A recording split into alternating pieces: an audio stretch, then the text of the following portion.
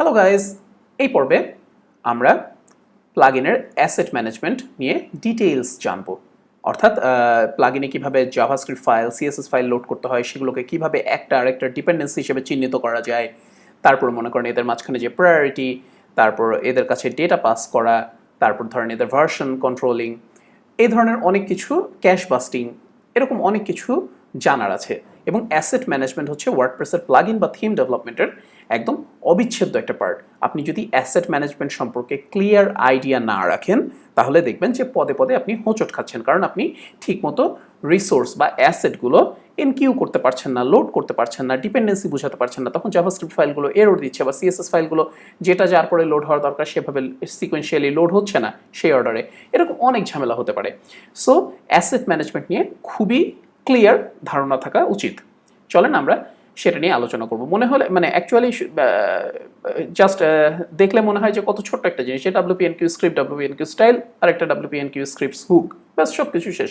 কিন্তু এর ভিতরে যে আসলে কত কিছু আছে সেগুলো এই চ্যাপ্টারের বিভিন্ন এপিসোডে আপনারা দেখতে পাবেন।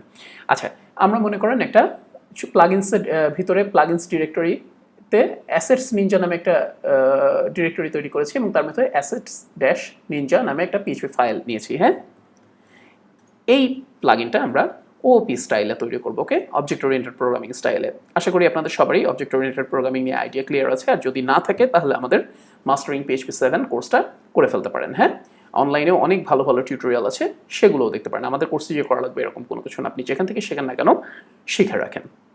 ওকে, আমরা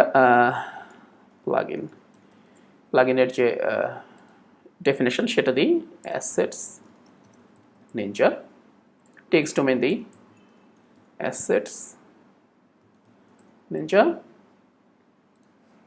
okay, plugin URI description,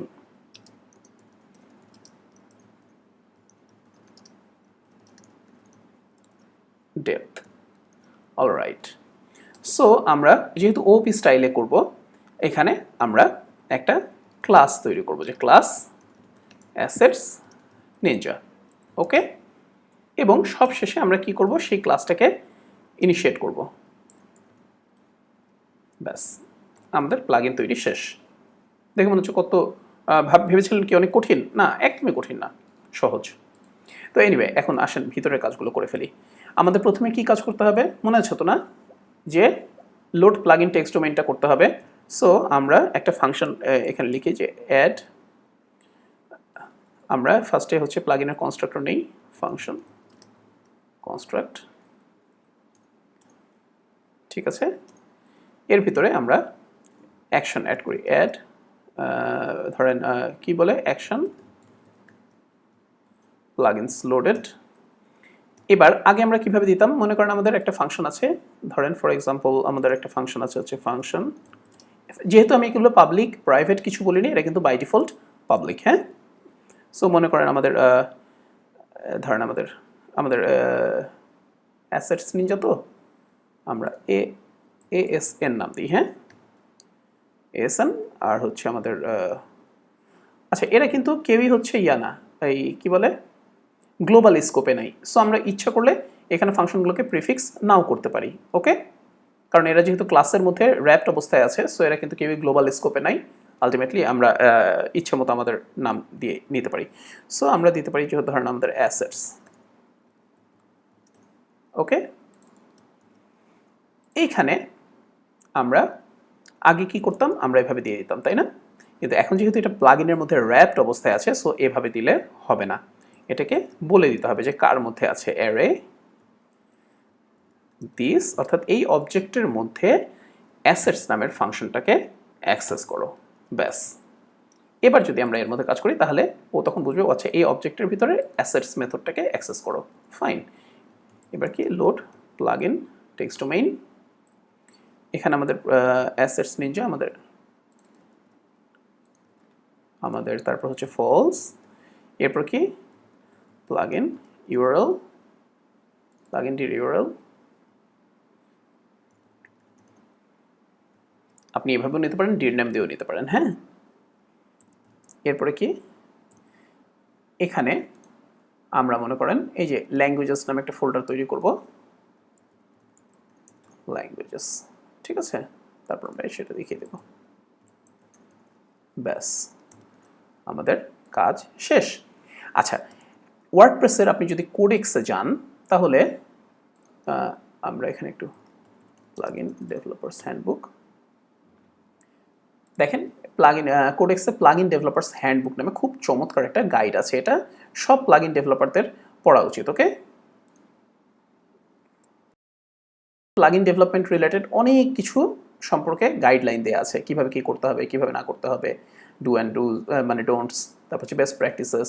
যেমন এই যে প্লাগইন বেসিক্স আপনি যদি যান বেস্ট প্র্যাকটিসে, তাহলে এখানে দেখতে পাবেন যে এরা অনেক কিছু সাজেস্ট করেছে যে ওপির জন্য কীভাবে করবেন, এটা কীভাবে করবেন, ওটা কীভাবে করবেন। তো এখানে যে জিনিসটা আমরা দেখানোর জন্য এনেছি সেটা হচ্ছে ফোল্ডার স্ট্রাকচার।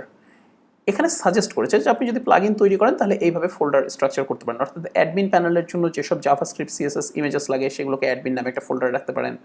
তারপর হচ্ছে ফ্রন্টের জন্য আপনার প্লাগইন যদি এমন কোনো ফাংশনালিটি দেয় যেটা আসলে থিমের সাথে বা ওয়ার্ডপ্রেসের ফ্রন্টের সাথে ইউজ হবে, তখন সেই জাভাস্ক্রিপ্ট মানে অ্যাসেটসগুলো অ্যাকচুয়ালি এইভাবে ডিরেক্টরিতে রাখতে পারেন।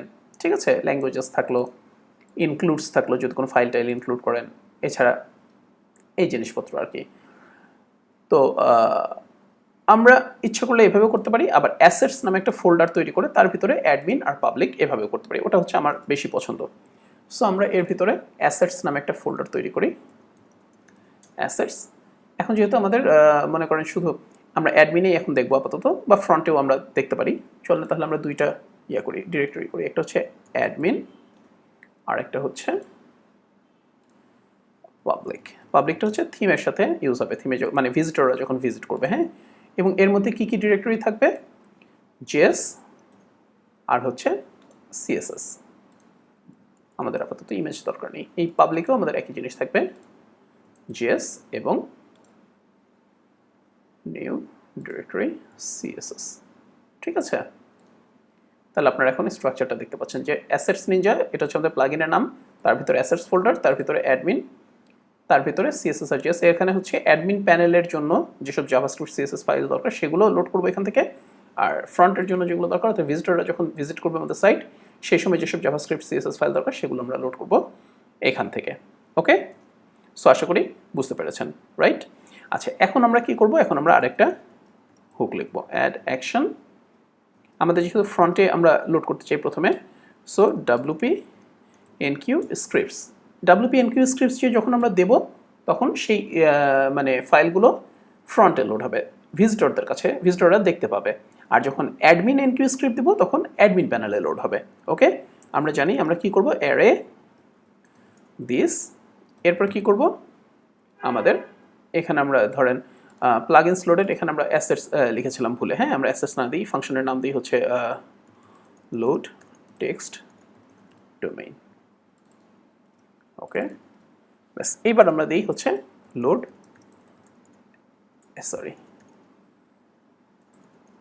অ্যাসেটস। ওকে, ব্যাস লোড ধরেন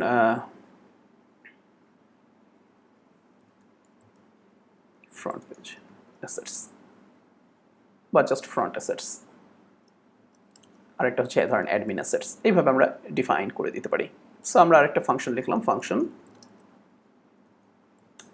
এখানে কি করব আমরা? এখানে আমাদের ফ্রন্ট পেজের জন্য যেসব অ্যাসেটগুলো দরকার সেগুলো লোড করবো। ফ্রন্ট পেজ মানে হচ্ছে মানে ভিজিটর ভিজিট করবে যখন আমাদের সাইটগুলো সেই সময়কার জন্য আর কি।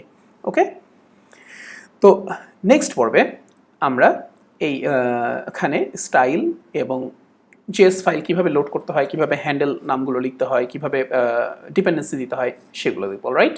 ওকে guys, take care, bye by.